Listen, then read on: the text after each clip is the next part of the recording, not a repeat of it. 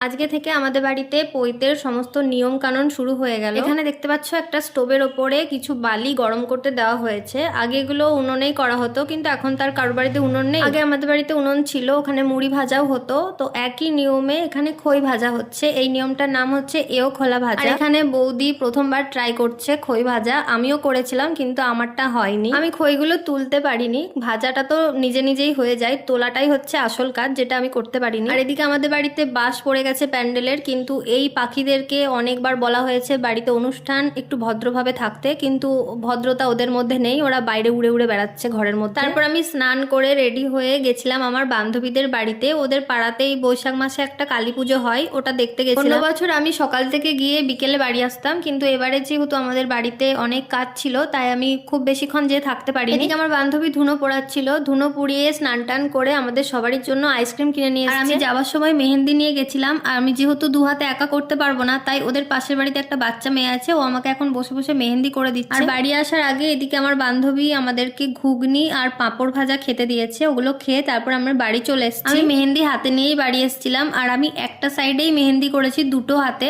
আমার দু সাইডে মেহেন্দি করতে ভালো লাগে না। মেহেন্দিটা কেমন হয়েছে জানিও। আর আমার ভিডিও যদি ভালো লাগে তাহলে চ্যানেলটাকে সাবস্ক্রাইব করে দিও।